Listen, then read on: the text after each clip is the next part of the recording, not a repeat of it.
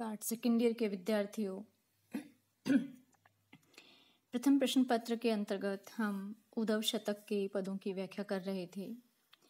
हम आगे की ओर बढ़ते हैं। मैं पद का पाठ करती हूँ और आपके समक्ष उसकी व्याख्या प्रस्तुत करती हूँ। पद है इस प्रकार से है।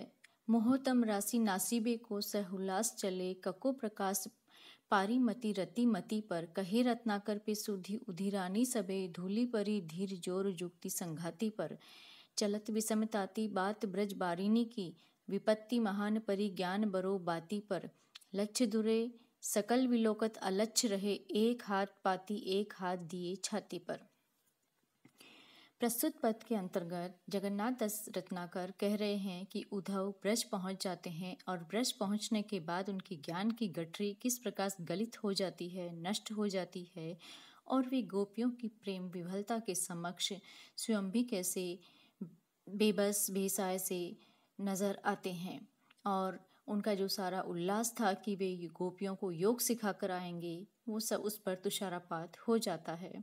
उनका उत्साह ठंडा पड़ जाता है। वे स्वयं अपने आप को हारे और पराजित से महसूस करते हैं। प्रस्तुत पद में कहा गया है कि मोहतम राशि नासिबे को सहुलास चले। उद्धव एक लक्ष्य लेकर चलते हैं। ब्रज को आते हैं मथुरा से, जब कृष्ण के पास से, तो वो एक निश्चित लक्ष्य लेकर आते हैं।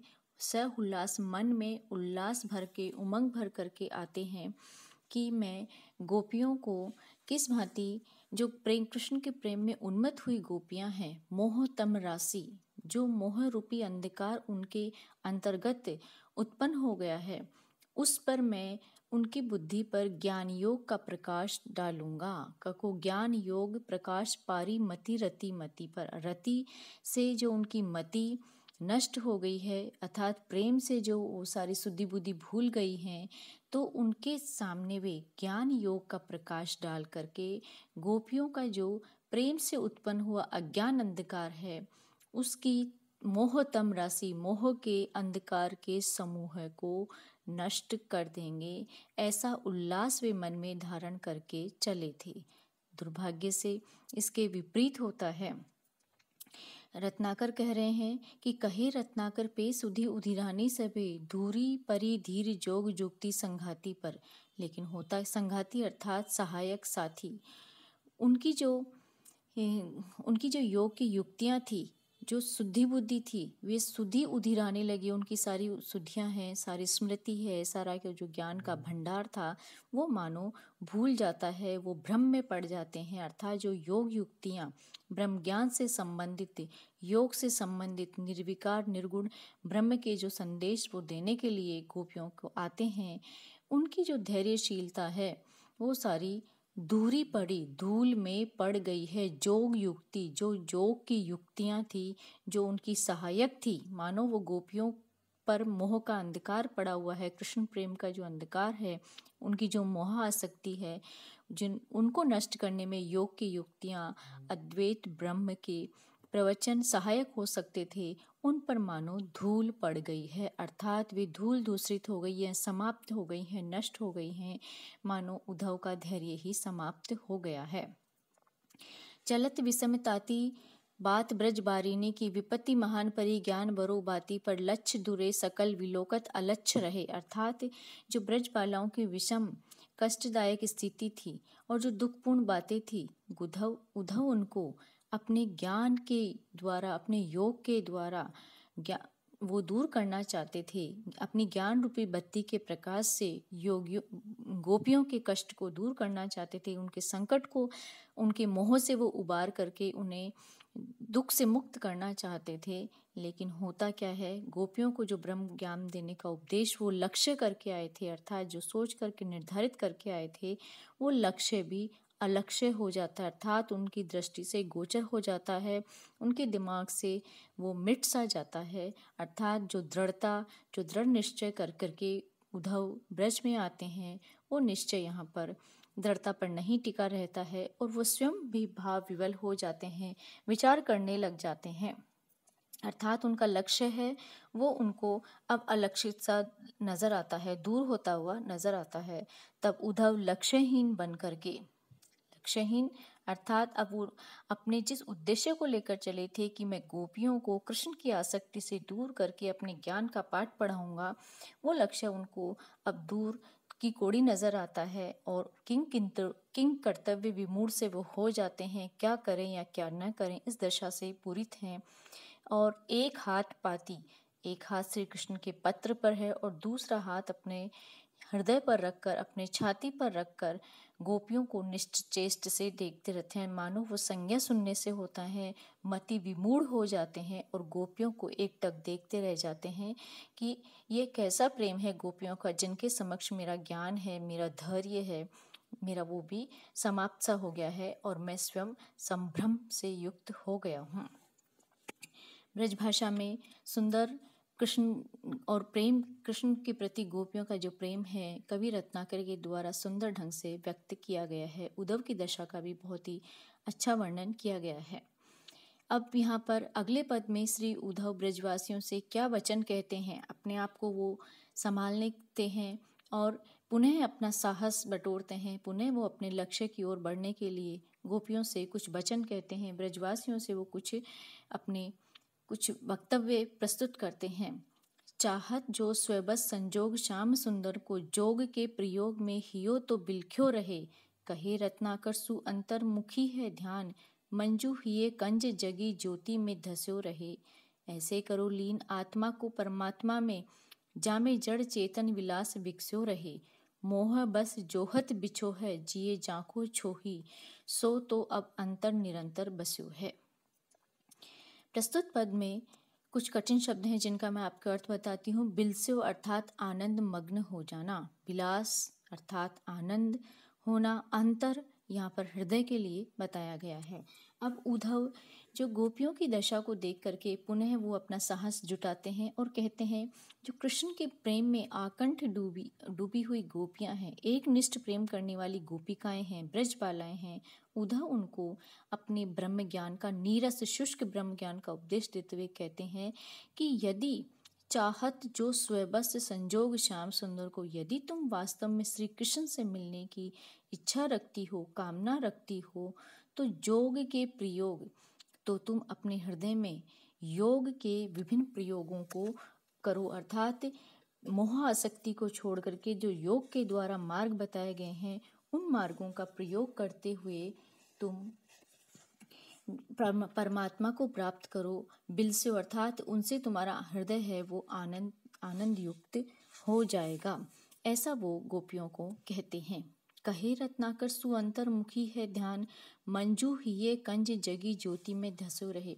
उद्धव कहते हैं, गोपियों को ब्रह्म ज्ञान का उपदेश देते हुए वो कह रहे हैं कि तुम अपने हृदय में ब्रह्म ज्ञान को अंतस्थ कर लो, हृदय में धारण कर लो और जो बाहरी वातावरण है, बाहरी जो कृष्ण की छवि है, उससे अपना ध्यान परे कर लो। अपने सुंदर हृदय रूपी कमल में मंजू हिये कंज जगी ज्योति में, अर्थात जो मंजू सुंदर हृदय रूपी कमल है, उसमें योग की ज्योति, योग की ब्रह्म ज्ञान की ज्योति को प्रज्वलित करो और कृष्ण की आसक्ति से, उनके नेह से, उनके प्रेम से तुम अपने आप को दूर करो। अर्थात ब्रह्म ज्ञान का दीप है वो अपने हृदय में प्रज्वलित कर लो, ऐसा वो गोपियों को कहते हैं। और गोपियों को ये ज्ञान कोरा, शुष्क और नीरस लगता है। आगे उद्धव कहते हैं, ऐसे करो लीन आत्मा को परमात्मा में, अर्थात तुम अपने योग का प्रयोग करते हुए, ध्यानस्थ होते हुए अपनी आत्मा को परमात्मा में एकाकार कर दो, लीन कर दो, ध्यानस्थ हो जाओ, कि जिससे जड़ और चेतन की जो भेद है वो समाप्त हो जाए, जिससे ये जड़ और चेतन का आनंद प्रकट होता रहे, सब एकाकार हो जाए, ऐसा वो कहते हैं। मोह बस जोहत बिछो है, जिए जाखो छोही, सो तो सब अंतर निरंतर बस्यो रहे। और जो तुम मोह के वशीभूत हो करके गोपियों को अपने उपदेश की कड़ी को आगे बढ़ाते हैं, कहते हैं कि तुम मोह के वश, अज्ञान से परिपूर्ण हो, तुम्हें ज्ञान नहीं है कि तुम क्या कर रहे हो, कृष्ण के वियोग का अनुभव अज्ञानवश ही कर रहे हो। वास्तविकता यह है कि नहीं, ना तो कोई संयोग की दशा है और ना ही कोई वियोग की दशा है, जबकि वास्तविकता ये है कि वे हमेशा ही सभी के हृदयों में बसे रहते हैं। अर्थात तुम मोहवश ऐसा मान रही हो कि कृष्ण का जो भौतिक स्वरूप है वो तुमसे दूर चला गया है और तुम विरह से व्यथित हो रहे हो, पीड़ित हो रहे हो, उनके अभाव को बड़ी गहनता से अनुभव कर रहे हो। वास्तविकता ये है कि वे हमेशा से, सदैव से ही वे सभी के हृदयों में बसे रहते हैं, क्योंकि वे परम पिता परमात्मा है और परमात्मा का अंश सभी आत्माओं में समभाव से विराजमान रहता है। उसको योग के मार्ग के द्वारा अनुभूत करने की आवश्यकता है। ऐसा उद्धव गोपियों को और ब्रजवासियों को कहते हैं कि तुम अपने मोहजनित अज्ञान को दूर करो। अंतर अर्थात जो अपने हृदय में परमात्मा बसा हुआ है उसको तुम पहचानो और अपने मोह को दूर करो, ऐसा उद्धव कहते हैं। यहाँ पर कबीर आदि भक्तों की जो निर्गुण परंपरा है, निर्गुण निराकार परंपरा की जो भक्ति है, उसका यहाँ पर उद्धव के इन उपदेशों में देखने को प्रभाव मिलता है। अगला पद है विद्यार्थियों, सोई काने सोई तुम सोई सबे है लखो, घट घट अंतर अनंत घन श्याम घन को, कहे रत्नाकर ने भेद भावना सो भरो, बारिदियो बिंदु के विचार विचरण को, अविचल चाहत मिलाप तो विलाप त्यागी, जोग जुगति करी जुगाब ज्ञान धन को, जीव आत्मा को परमात्मा में लीन करो, छीन करो तन को न दीन करो मन को।